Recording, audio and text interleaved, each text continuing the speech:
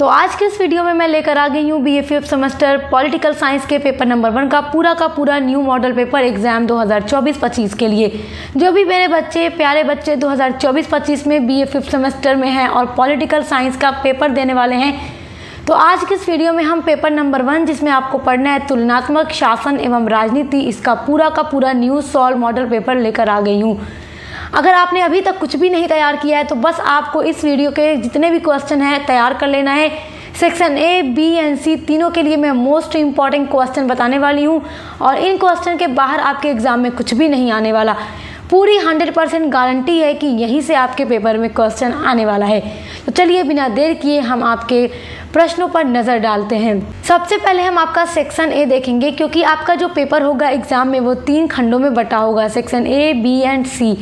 Section A होता है आपका अति लघु उत्तरीय प्रश्न, जिसमें आपको 10 प्रश्न दिए जाते हैं और आपसे कहा जाता है सभी प्रश्नों के उत्तर 50 शब्दों में लिखिए और प्रत्येक प्रश्न पर आपको 2 अंक मिलते हैं। तो अगर आपने ये पूरा सही लिख दिया तो आपको 20 नंबर यहीं से मिल जाएंगे और पूरे 20 नंबर इसमें मिलते भी हैं सही लिखने पर। तो बहुत ही अच्छा और इम्पॉर्टेंट क्वेश्चन है, देख लो, यही आपके पेपर में आने वाला है। सबसे पहला इंपॉर्टेंट क्वेश्चन है तुलनात्मक राजनीति से क्या आशय है। तुलनात्मक राजनीति से आप क्या समझते हैं या तुलनात्मक राजनीति का क्या अर्थ है। किसी भी तरीके से प्रश्न आपसे पूछ सकता है मगर आंसर आपका सेम होगा। तो क्या है ये तुलनात्मक राजनीति, जो मैं आपको पढ़ा चुकी हूँ, क्लास के टाइम चर्चा कर चुके हैं हम। तुलनात्मक राजनीति विभिन्न शासन व्यवस्थाओं, राजनीतिक प्रक्रियाओं व राजनीतिक व्यवहार का तुलनात्मक ढंग से अध्ययन करता है और उसका विश्लेषण करता है। देखिए, जब 2 या 2 से अधिक शासन व्यवस्थाओं का अध्ययन करते हुए जो भी उसमें निष्कर्ष निकाले जाते हैं वही तुलनात्मक राजनीति होती है। जब 2 या 2 से अधिक देशों के शासन व्यवस्थाओं को, राजनीतिक प्रक्रियाओं को तोला जाता है, मतलब उसकी तुलना की जाती है और उसमें जो निष्कर्ष निकाले जाते हैं उसको ही कहा जाता है तुलनात्मक राजनीति। आपका दूसरा इम्पॉर्टेंट क्वेश्चन है उदारवादी लोकतंत्र की क्या विशेषताएं हैं। मोस्ट इम्पॉर्टेंट क्वेश्चन, उदारवादी लोकतंत्र होता क्या है। देखो, उदारवादी लोकतंत्र एक राजनीतिक व्यवस्था होती है जिसमें नागरिक लोकतांत्रिक सिद्धांतों और उदारवाद को मिलाकर प्रतिनिधियों का चुनाव करते हैं।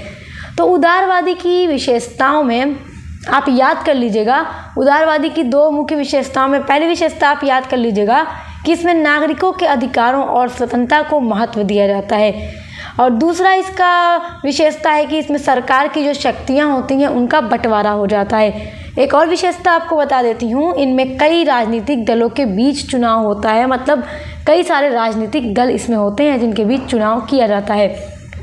तीसरा आपका इम्पॉर्टेंट क्वेश्चन है समाजवाद। अति लघु उत्तरीय प्रश्न में समाजवाद ऐसे ही लिखकर छोड़ देता है और फिर आपको इसका आंसर लिखना होगा। देखिए, अगर आपके एग्जाम में समाजवाद ऐसे लिखकर छोड़ दे तो आप परेशान मत होइएगा कि अरे हमें लिखना क्या है। अब आपको इसमें लिखना है कि समाजवाद क्या है, इसका क्या अर्थ है। तो ये भी 100% एग्जाम में आने वाला क्वेश्चन है, टॉप लेवल का ये क्वेश्चन है और ये सारा प्रश्न आएगा। देखो, समाजवाद एक ऐसी व्यवस्था होती है जिसमें उत्पादन के जो साधन होते हैं, जो कारखाना होता है तथा जो विपणन होती है, उन सभी पर सरकार का अधिकार होता है, तो उसी को समाजवाद कहते हैं। और इस व्यवस्था के अंतर्गत उत्पादन जो है निजी लाभ के लिए नहीं होता जबकि पूरे समाज के लिए होता है। और समाजवाद की प्रमुख धारणा यह भी होती है कि संपत्ति के उत्पादन और वितरण पर समाज का पूरा स्वामित्व होता है। इसमें एक व्यक्ति के लाभ के लिए कुछ भी नहीं किया जाता, पूरे समाज के लाभ को ध्यान में रखकर काम किया जाता है, उसी को समाजवाद कहते हैं।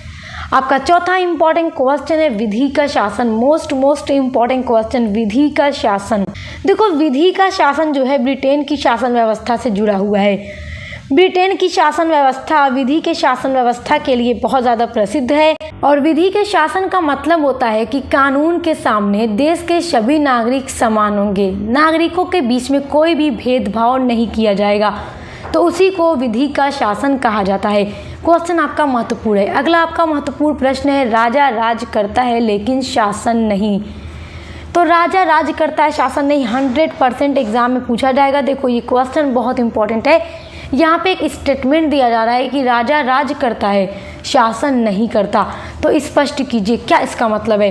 देखो, ब्रिटेन का जो शासन व्यवस्था है वहाँ से ये प्रश्न उठाकर दिया गया है आपको तो ब्रिटेन में आप देखेंगे कि अभी भी राजा प्रचलित है, मतलब राजा होता है मगर नाम मात्र का होता है। मतलब इसमें जो राजा की शक्तियां हैं अब वो पहले की तरह नहीं है। जब से लोकतंत्र का विकास हुआ है उसके बाद राजा जो है ब्रिटेन का वो नाम मात्र का शासक रह गया है और उसकी सभी जो शक्तियां हैं राज मुकुट में चली गई हैं। और राजा तो होता है मगर नाम मात्र का होता है, शक्तियों का प्रयोग नहीं करता और सभी काम कौन करता है? संसद करती है ब्रिटेन की। तो इसलिए आप इस क्वेश्चन को तैयार रखिएगा। आपका अगला इंपॉर्टेंट क्वेश्चन है पूंजीवाद। पूंजीवाद से आप क्या समझते हैं?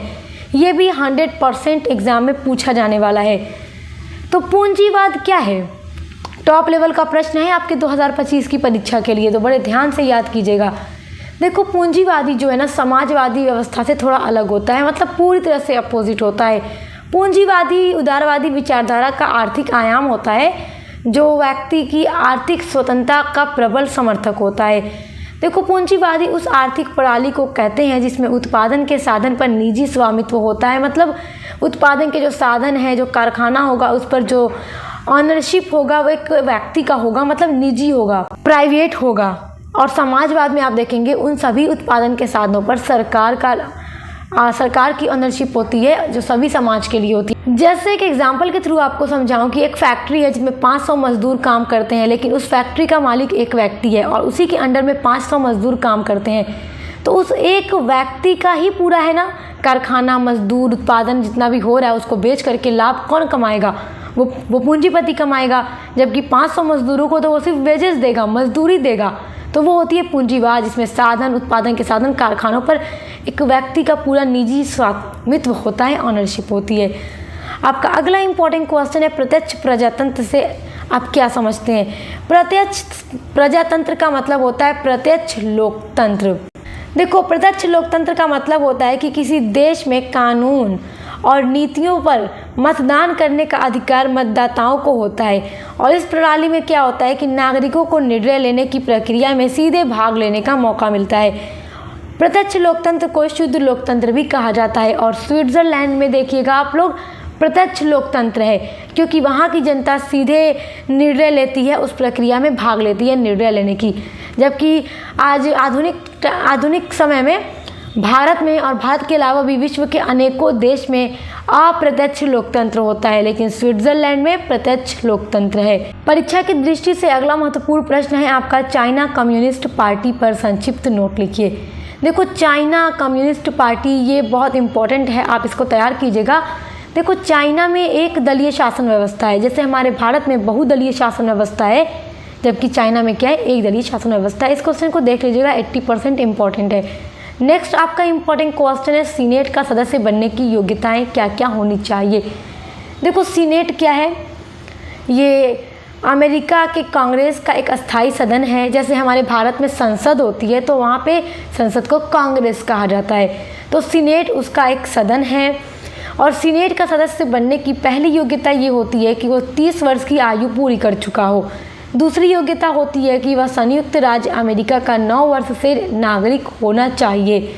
और तीसरी विशेषता ये है सीनेट का सदस्य बनने के लिए कि वह उस राज्य का निवासी होना चाहिए जहां से वह चुनाव लड़ रहा है।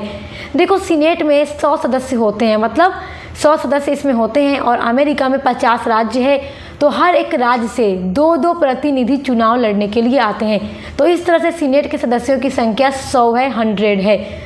तो जिस भी राज्य से अगर कोई व्यक्ति चुनाव लड़ रहा है, वो सीनेट का सदस्य बनना चाहता है, तो जिस जगह से वो चुनाव लड़ेगा वहाँ का वो निवासी होना चाहिए। क्योंकि आप देखेंगे अमेरिका में 2 तरह की नागरिकता होती है। पहली तो ये कि वो अमेरिका का नागरिक है, दूसरी ये कि वो जिस राज्य का नागरिक है वहाँ की भी नागरिकता वहाँ होती है। आपका अगला इंपॉर्टेंट क्वेश्चन है अमेरिका के संविधान की विशेषताएं बताइए। तो अमेरिका के संविधान की विशेषताओं पर मैंने डिटेल में वीडियो बनाई है, यहाँ तक कि इसकी जो कांग्रेस है यानी इसके सीनेट वगैरह पर, प्रतिनिधि सभा पर भी मैंने डिटेल में वीडियो बनाई है। मतलब जितनी आपके यूनिट्स हैं वो मैंने कंप्लीट करा दी हैं। तो आप लोग अगर फुल डिटेल क्लास करना चाहते हैं तो हमारे चैनल पर विजिट ज़रूर कीजिएगा। आपको इसी वीडियो के डिस्क्रिप्शन बॉक्स में प्लेलिस्ट की लिंक मिल जाएगी। तो अमेरिका के संविधान की क्या विशेषताएं हैं? सबसे पहले तो ये जानिए कि अमेरिका का संविधान विश्व का पहला लिखित संविधान है और पूरे विश्व को गणतंत्र देने वाला पहला देश भी अमेरिका है। अमेरिका का संविधान साल 1787 में लिखा गया था। 1788 ईस्वी में इस संविधान को मंजूरी मिली थी और साल 1789 ईस्वी में अमेरिका का संविधान लागू हो गया और इसमें कुल 7 अनुच्छेद हैं और इसकी जो संशोधन की प्रक्रिया है वो बहुत ज़्यादा कठोर है, इसलिए इसको कठोर संविधान माना जाता है। विश्व का सबसे कठोर संविधान, इसकी एक विशेषता यह है कि ये विश्व का सबसे कठोर संविधान है और विश्व का सबसे पहला लिखित संविधान है। तो ये 10 महत्वपूर्ण प्रश्न आपके सेक्शन ए के लिए हैं, आप इनको अच्छे से तैयार कर लीजिएगा। तो आइए अब देखते हैं कि आपकी परीक्षा 2024-25 में सेक्शन बी में कौन सा प्रश्न पूछा जाने वाला है और कौन सा प्रश्न महत्वपूर्ण है जो 100% आने के चांसेस हैं। तो आपके सेक्शन बी में होता है लघु उत्तरीय प्रश्न, जिसमें आपको 8 प्रश्न दिए जाते हैं और आपसे कहा जाता है कि इन्हीं 5 प्रश्नों के उत्तर लिखिए और प्रत्येक प्रश्न का उत्तर 200 शब्दों में लिखिए। तो आपको यहाँ पे आंसर लॉन्ग में लिखना होगा, 200 शब्दों में लिखना होगा। तो आपका फर्स्ट इम्पॉर्टेंट क्वेश्चन है सेक्शन बी के लिए कि चीन की राजनीतिक व्यवस्था की प्रमुख विशेषताओं को संक्षिप्त में स्पष्ट कीजिए। देखो, आपके सिलेबस में यूनाइटेड किंगडम का, यूएसए का, स्विट्जरलैंड का और चीन के संविधान के बारे में पूरा डिटेल में पढ़ना है। तो चारों देश के संविधान से रिलेटेड चीज़ें आपके पेपर में पूछी जाएंगी। तो ये बात एकदम दिमाग में रख लीजिएगा कि हर टॉपिक से क्वेश्चन आपके एग्जाम में ज़रूर आएगा। तो ये क्वेश्चन आपके लिए इम्पॉर्टेंट है। नेक्स्ट आपका इम्पॉर्टेंट क्वेश्चन है, वेरी इंपॉर्टेंट क्वेश्चन है, टॉप लेवल का क्वेश्चन है, ब्रिटिश संविधान की विशेषताओं का वर्णन कीजिए। ब्रिटिश संविधान की विशेषताएं पेपर में ज़रूर पूछी जाएंगी, ये सेक्शन बी में ज़रूर पूछी जाएंगी और अगर पेपर के सेक्शन बी में ना आए तो सेक्शन सी में भी पूछा जा सकता है। तो ये बात याद रखिएगा कि इम्पॉर्टेंट है, पेपर में हर हाल में आने वाला है। देखो, आपको जब मैं ब्रिटिश संविधान पढ़ा रही थी तो उसकी विशेषताओं के बारे में भी मैंने डिटेल में आपको पढ़ा दिया है। यूनिट नंबर 5 में आपको पढ़ना है इसके बारे में। तो देखो, यहाँ पर कुछ विशेषताएं आपको बताती हूँ। देखो, पहली विशेषता यह है कि ब्रिटिश संविधान एक विकसित संविधान है, क्योंकि ब्रिटिश संविधान किसी संविधान सभा द्वारा नहीं बनाया गया है। ब्रिटेन का संविधान कई सालों से बनते बनते विकसित होता रहा है, तो इसलिए ये एक विकसित संविधान है। और जब मैंने क्लास कराया था तो पूरे टॉपिक को डिटेल में नोट्स के साथ आपको दिया है, जो आपके लॉन्ग आंसर में काम आएगा। तो आप उसके लिए क्लास को ज़रूर देखिएगा, यूनिट नंबर 5 चेक ज़रूर कीजिएगा। ब्रिटेन के संविधान की दूसरी विशेषता है कि यह अलिखित संविधान है, मतलब इसका कुछ अंश लिखित है और कुछ अंश क्या है, परंपराओं पर और रूढ़ियों पर आधारित है, जो लिखा हुआ नहीं है। इसकी तीसरी विशेषता यह है कि ये एकात्मक संविधान है और राज्य की सभी शक्तियां पूरे देश के लिए एक ही सरकार के हाथों में केंद्रित होती है। चौथी इसकी विशेषता है कि ये लचीला संविधान है। पांचवी विशेषता है कि इसके संविधान में संसद की सर्वोच्चता होती है, सारी शक्ति संसद में निहित होती है। छठी इसकी विशेषता है कि यहाँ पर विधि का शासन होता है। जैसा कि मैंने आपको बताया कि विधि का शासन आपके अति लघु उत्तरीय प्रश्न में भी पूछा जा सकता है, जिसका मतलब होता है कि वहाँ के नागरिक कानून की नज़र में बराबर हैं, कोई मतभेद, कोई भेदभाव नहीं किया जाएगा। इसकी सातवीं विशेषता है कि इसमें सिद्धांत और व्यवहार में अंतर होता है। यहाँ का नाम मात्र जो राजा है वो नाम मात्र होता है और वास्तविक शासक वहाँ का प्रधानमंत्री होता है। तो ये इसकी ब्रिटेन की संविधान की विशेषताएं हैं। आई होप कि आप इसको अच्छे से समझे होंगे और ये मोस्ट इंपॉर्टेंट क्वेश्चन है, इसलिए एकदम रट लीजिएगा। सेक्शन बी के लिए आपका तीसरा इंपॉर्टेंट क्वेश्चन है, तुलनात्मक राजनीति के अध्ययन की उपयोगिताओं का वर्णन कीजिए। Most important question, top level का क्वेश्चन है, लिख के रख लीजिए, 100% आएगा। तुलनात्मक राजनीति के अध्ययन की उपयोगिता जरूर पूछेगा। चौथा इंपॉर्टेंट क्वेश्चन है, पूंजीवाद और समाजवाद में अंतर स्पष्ट कीजिए। यहाँ तक कि मैंने आपको ये बात कई बार बताई है कि आपके सिलेबस में जब ऐसा कोई टॉपिक होता है जिसके बीच में डिफरेंसेस बनते हैं तो वो डिफरेंसेस एग्जाम में ज़रूर आता है। तो इसलिए पूंजीवाद और समाजवाद के बीच में अंतर तैयार कर लीजिएगा। अगला आपका इम्पॉर्टेंट क्वेश्चन है, संयुक्त राज्य अमेरिका के अध्यक्षात्मक शासन प्रणाली का वर्णन कीजिए। संयुक्त राज्य अमेरिका में अध्यक्षात्मक शासन प्रणाली है तो उसका वर्णन कीजिए। ये भी मैं आपको पढ़ा चुकी हूँ। देखो, अमेरिका में अध्यात्मक शासन प्रणाली होती है और अध्यात्मक शासन प्रणाली के अंतर्गत कार्यपालिका व्यवस्थापिका के प्रति अनुत्तरदायी होती है और अमेरिका में कार्यपालिका जो होती है वो स्वतंत्र होती है और अमेरिका का राष्ट्रपति देश का वास्तविक प्रधान होता है और सारी शक्तियाँ उसी में निहित होती हैं। अमेरिका का राष्ट्रपति संवैधानिक शासन के साथ साथ वास्तविक शासक भी होता है। जैसे हमारे भारत में प्रधानमंत्री के अंदर शक्तियाँ निहित हैं, वही हमारे देश पर शासन करता है जो प्रधानमंत्री होता है। तो अमेरिका में उसी तरह से राष्ट्रपति होते हैं। तो ये बात याद रखिएगा, क्वेश्चन वेरी इंपॉर्टेंट है। आपका नेक्स्ट इंपॉर्टेंट क्वेश्चन है, अमेरिका के संविधान में संशोधन की प्रक्रिया क्या है। Most important question. देखो, अमेरिका के संविधान में 7 अनुच्छेद हैं और अमेरिका का जो संविधान है बहुत ही कठोर संविधान माना जाता है, क्योंकि अमेरिका के संविधान में जो संशोधन की प्रक्रिया है वो बहुत ही कठोर है, बहुत थोड़ा टफ है। मतलब संशोधन तो किया जा सकता है मगर जो उसका पूरा प्रोसेस है काफ़ी ज़्यादा कॉम्प्लेक्स है, तो इसलिए अमेरिका के संविधान में संशोधन की प्रक्रिया को बहुत टफ माना गया है, जिस कारण अमेरिका का संविधान एक कठोर संविधान माना जाता है। तो इसके संशोधन की प्रक्रिया आप तैयार कर लीजिएगा। नेक्स्ट आपका इंपॉर्टेंट क्वेश्चन है, ब्रिटिश संसद के लॉर्ड सभा का वर्णन कीजिए। लॉर्ड सभा, जिसको हाउस ऑफ लॉर्ड भी कहा जाता है। लॉर्ड सभा जो है ब्रिटेन की संसद का दूसरा सदन होता है और इसे उच्च सदन या फिर द्वितीय सदन भी कहा जाता है। यह निर्वाचित हाउस ऑफ कॉमन से स्वतंत्र होता है और जो लॉर्ड सभा के सदस्य होते हैं उनको पीयर्स कहा जाता है। याद कर लीजिएगा, लॉर्ड सभा के सदस्यों को पीयर्स कहा जाता है। अब देखते हैं आपके पेपर में सेक्शन सी में कौन सी इंपॉर्टेंट क्वेश्चन पूछे जाएंगे। सेक्शन सी में 4 क्वेश्चन दिया जाता है और आपसे कहा जाता है कि 2 प्रश्नों के उत्तर लिखे और प्रत्येक प्रश्न का उत्तर आपको 500 शब्दों में लिखना होता है। तो 4 इंपॉर्टेंट क्वेश्चन बताने वाली हूँ सेक्शन सी यानी लॉन्ग के लिए, दीर्घ के लिए। पहला आपका क्वेश्चन है, चीन की साम्यवादी पार्टी का उदय कैसे हुआ। तो मोस्ट इंपॉर्टेंट क्वेश्चन।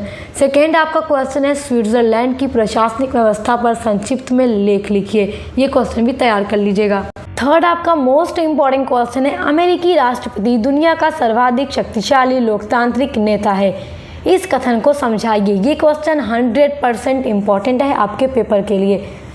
फोर्थ आपका क्वेश्चन है, विकासशील विश्व में औपनिवेशीकरण और राज्य की भूमिका का वर्णन कीजिए। तो ये 4 क्वेश्चन आपके दीर्घ के लिए इंपॉर्टेंट है। तो आप इन सभी के आंसर के लिए हमारे चैनल पर प्लेलिस्ट में ज़रूर चेक कीजिएगा, सभी के आंसर आपको मिलेंगे। मैं प्लेलिस्ट की लिंक इसी वीडियो के डिस्क्रिप्शन बॉक्स में दे दूँगी। और उसके अलावा आपके 2024-25 के एग्ज़ाम के लिए मैंने इसका महासंग्राम रिवीजन क्लास भी अपलोड कर दिया है, जिसमें मैंने महत्वपूर्ण प्रश्नों के साथ उसके उत्तर भी पूरे दे दिए हैं। तो अगर आप उसको देखना चाहते हैं तो इसकी भी लिंक आपको इसी वीडियो के डिस्क्रिप्शन बॉक्स में मिल जाएगी। तो ऐसे ही आपको हर एक सब्जेक्ट की क्लासेस, मॉडल पेपर हमारे चैनल पे मिलते रहेंगे। तो अभी सब्सक्राइब करके जुड़ जाइए और आने वाले वीडियोस को देखते रहिए। हम मिलते हैं नेक्स्ट वीडियो के साथ।